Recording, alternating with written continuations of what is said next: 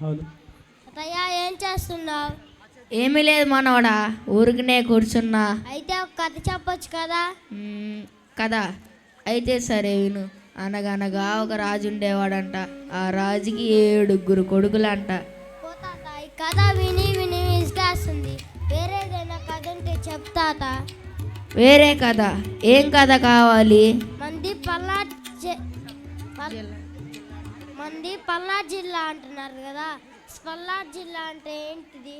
పల్నాడుకి ఏమన్నా చెప్తుందా? ఉంటే అది చెప్పు, వింటా. సభాష్ రమణవాడా, భలే కథ అడిగావు. రా ఇట్రా కూర్చో. మైక్ ఇది.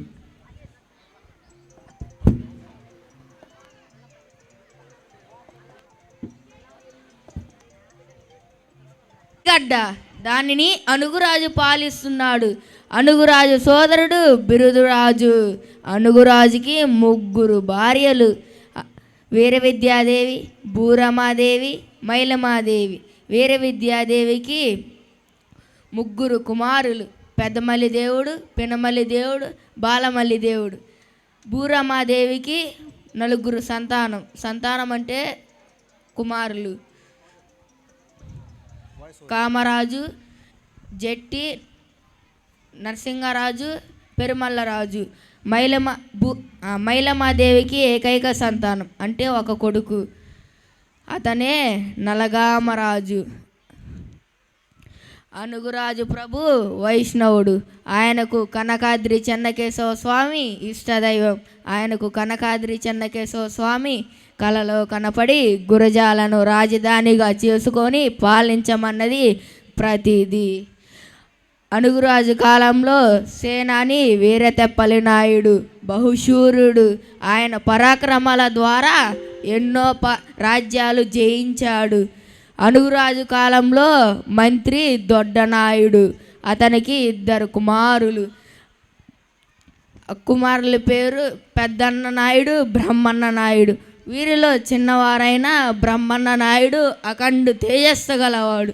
విశాలమైన బావులతో, చురుకైన కళ్ళతో పల్నాటి వీర ఖడ్గం వలె ఉండేవాడు.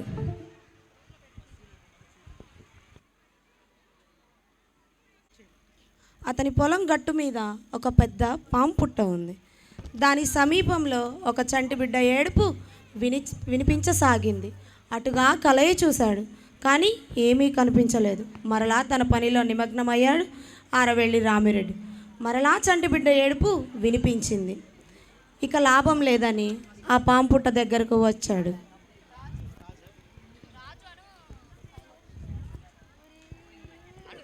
వచ్చి చూస్తే ఏమీ లేదు, కేవలం చంటి బిడ్డ మాత్రమే ఉంది. ఆ చంటి బిడ్డని తన చేతుల్లోకి తీసుకొని బిడ్డలు లేని తనకు ఆ నాగదేవతే బిడ్డనిచ్చిందని తనకి నాగమాంబ అని పేరు పెట్టాడు. ఎవరికేం తెలుసు, రామిరెడ్డి తెస్తున్న చంటి బిడ్డ రాబోయే రోజులలో పల్నాటి సీమలో రక్త ప్రవాహాలు పారిస్తుందని. ఆ బిడ్డ పెరిగి పెద్దయి అన్ని విద్యల్లో ప్రావీణ్యం పొందుతూ వచ్చింది. వేట. అనుగురాజు ఒకసారి తన పరివారంతో వేటకు బయలుదేరాడు.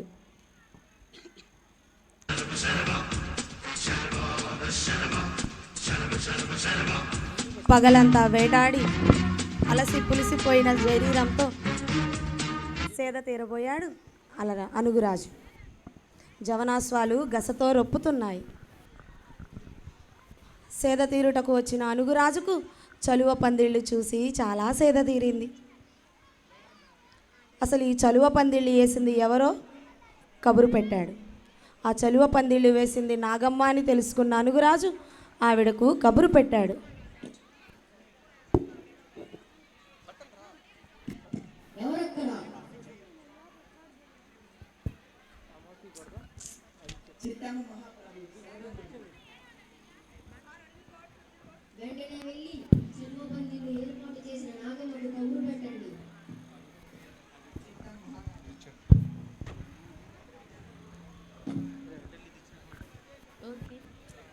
ప్రభు, అన్నీ ఉన్న నాకు ఒక చిన్న కోరిక ఉంది. ప్రభువులు అన్యత భావించకపోతే సెలవిస్తాను.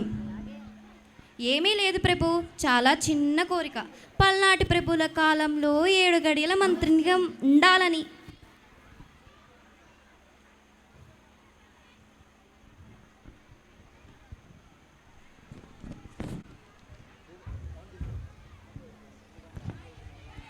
రాచమర్యాదల్లో ముఖ్యమైనది ఆడిన మాట తప్పకపోవటం.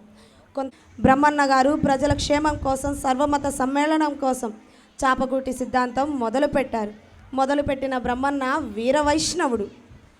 ఆ బ్రహ్మన్న తన ప్రజల సంక్షేమమై రాజ్య పర్యటనకు వెళ్ళాలని నిశ్చయించుకొని ప్రభువులతో సమయత్తపరచి రాజ్య పర్యటనకు బయలుదేరారు. నాయనా, నేను రాజ్య పర్యటన విషయమై బయలుదేరుతున్నాను. అలాగే క్షేమంగా వెళ్ళిరండి.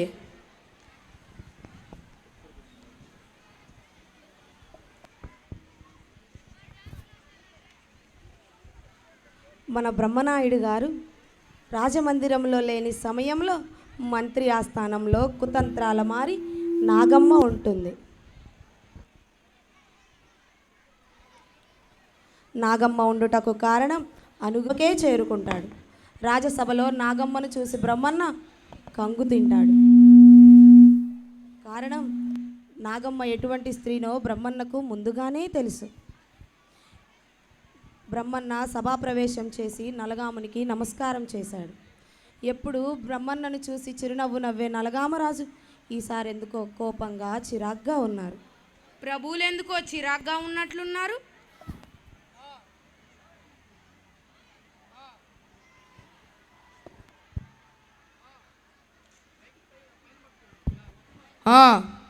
ప్రభువుల్ని ప్రశ్నించే అధికారం ఎవ్వరికీ లేదు. అంటే ప్రభువులు పసివారు కాదు, మంచేదో చెడేదో నిర్ణయించాల విఘ్నులైన వారు. వారికి ఇతరుల సలహాతో సంబంధం లేదు. ఇంతకీ నువ్వెవరు? ఏకవచన సంబోధనం నీచ సంబంధం గుర్తుపెట్టుకుని బ్రహ్మన్న. రాజ్యసభలో గౌరవంగా మాట్లాడడం మీ విద్యుత్ ధర్మం. కనీసం మర్యాదలను కూడా మర్చిపోతున్నారు. అర్థమయ్యాడు చెప్పండి. ఇదే అర్థం కాకపోతే మీరు మహామంత్రి పదవికి అర్హులేని అనుకుంటున్నారా? నాగమ్మ, బ్రహ్మనాయుడా, ఈవిడ మా మంత్రిని.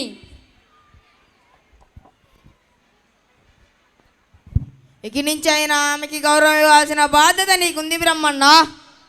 ప్రభువులు మమ్మను అఘోరపరుస్తున్నారు. ఈ స్థితిని మీరే తెచ్చుకున్నారు. విడమర్చి చెప్పడం విఘ్నుల లక్షణం. అంతేనా? ఈ పల్నాటి దొంగలు రెచ్చగొట్టించి దొంగతనాలు చేయించి ప్రజల జీవితాన్ని అస్తవ్యస్తం చేసింది మీరు. మీ పేరు ప్రతిష్టల కోసం చాపకూటి సిద్ధాంతాన్ని ఏర్పరిచి జాతులను భ్రష్టులు చేసింది మీరే. దయాది బిడ్డలైన మలిదేవాదుల పక్షాన చేరి నలగామరాజుపై కక్షలు కార్పణ్యాలు కూడా చేసింది మీరే. మీ గౌరవం కోసం వైష్ణవాన్ని భుజాన వేసుకొని శైవాన్ని నాశనం చేసింది మీరే. నాగమ్మ, హద్దు మీరుతున్నావు. బ్రహ్మన్న, నిజాన్ని మీరు లేకపోతున్నారు. మరి మీపై ఉన్న అభియోగాలకు సమాధానాలేమిటి? మౌనం అర్ధాంగీకారం ప్రభు. ప్రభువులు మమ్మను అవమానపరుస్తున్నారు. కాదు కాదు బ్రహ్మన్న, నిజాలను చూస్తున్నాము. గౌరవం లేని చోట నేను మంత్రిగా ఉండలేను. మీ ఇష్టం. మీరు నన్ను శంకిస్తున్నారు. అది మీకే తెలియాలి. ఇంత అవమానం జరిగిన సభా ప్రాంగణం నుంచి బ్రహ్మన్న ఎంతో మనోవేదనతో దుఃఖంతో సభను వీడారు.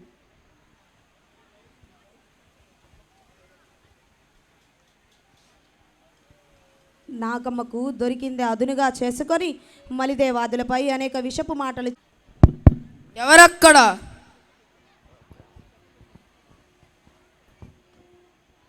చిత్తము మహాప్రభు, సెలవివ్వండి. వెళ్ళి మా సహోదరైన మలిదేవాదులను తీసుకెళ్ళి చెరసాలలో పడేయండి. అలాగే మహారాజా.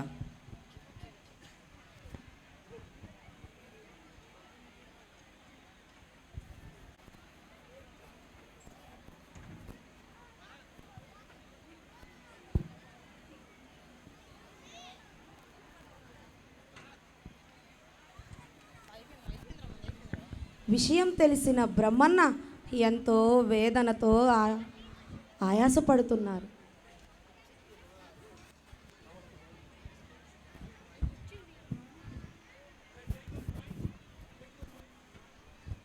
కత్తి తీసుకోరా.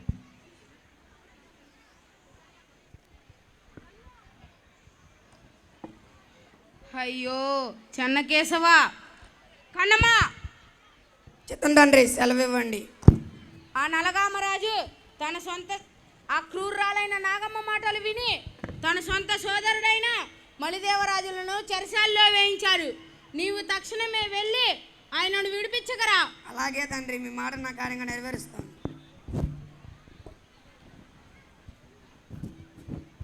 వీర కన్నమ్మదాసు వెళ్ళి ఆ మలిదేవరాజులను ఎంతో చాకచక్యంగా చెరసాల నుంచి విడిపించుకొచ్చారు. వారి బాధను విన్న బ్రహ్మన్న దుఃఖంతో ఆవేదనతో యుద్ధానికి దండెత్తాడు. యుద్ధం ఎందుకయ్యా?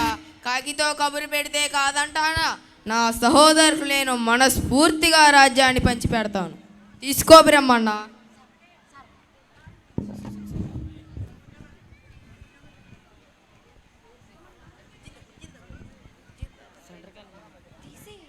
రాజు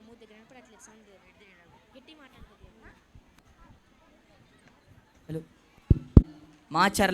మాచర్లకు రాజు మలిదేవరాజు, మంత్రి బ్రహ్మనాయుడు గారు. ఇక మాచర్ల రాజపట్టణం ఎంతో సురక్షితంగా, సువిశాలంగా, సస్యశ్యామలంగా ఉంది. ఈ ఆనంద సమయాన మలిదేవరాజు వివాహము మరియు అలరాజుల వివాహములు జరిగాయి. ఇలా ఉండగా క్రూరురాలైన నాగమ్మకు ఎలాగైనా సరే బ్రహ్మన్నను హతం చేయాలి, నాశనం చేయాలి. తన పురోగతిని, అభివృద్ధిని ఓర్చుకోలేని నాగమ్మ అలరాజు పేరిందే వివాహ సమయంలో ఒక కుట్ర పన్నింది. ఎంతైనా రాజులు, మంత్రులు ఎంత వీరులు, శూరులు అయినప్పటికీ సరే వారికి ఒక వ్యసనం ఉంటుంది. అలాగే బ్రహ్మన్నకు కోడిపందాలు అంటే మహాపిచ్చి. బ్రహ్మన్నకు కోడిపందాలు అంటే ఇష్టమని తెలుసుకున్న నాగమ్మ కోడిపందాల పోరు జరిగేలా చేసింది.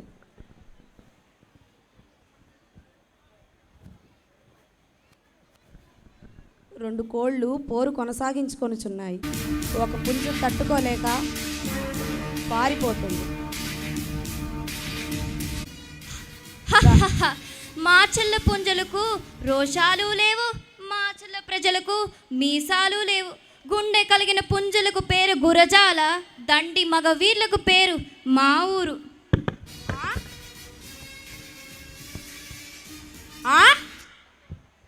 తిరిగి రావే పుంజా. మైక్ తీసుకో. కోడి పందాల సమయం ఆషాఢ శుద్ధ తొలి ఏకాదశి, స్థలం కోడేరు పొలిమేరలో జరుగుతున్నది.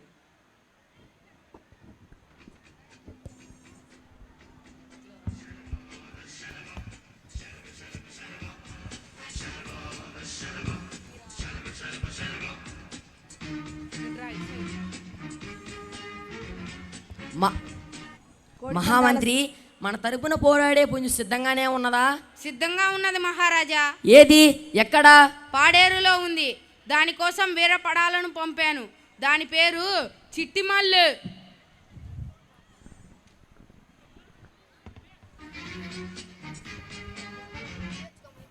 ఇక ఇరు రాజ్యాల ప్రజలందరూ ఆ కోడి పందాల స్థలంలోనే ఉన్నారు. ఇక పోరు రసవత్తరంగా సాగుతోంది. ప్రజలంతా బ్రహ్మన్న పుంజే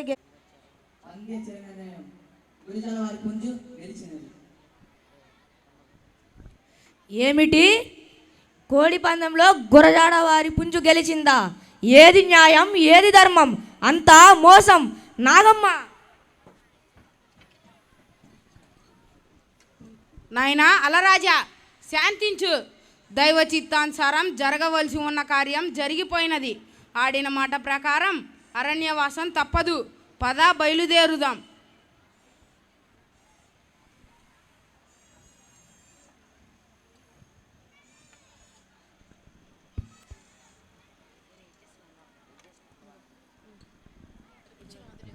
బ్రహ్మనాయుడు మలిని బ్రహ్మనాయుడు బలపడిపోతున్నారనే ఆలోచన నాగమ్మని అణచివేస్తూ వచ్చింది. ఎలాగైనా హతం చేయాలని ఆలోచించసాగింది. ఎంతైనా జిత్తుల మారి నక్క.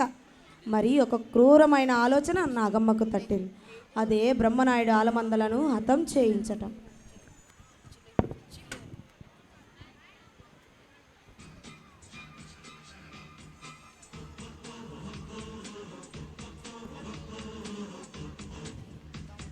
ఆ బ్రహ్మనాయుణ్ణు యుద్ధానికి పురిగొలిపి దెబ్బ మీద దెబ్బ కొట్టి నామరూపాలు లేకుండా చేద్దాం. కానీ అది ధర్మం కాదే. విన్నారా నరసింగరాజా?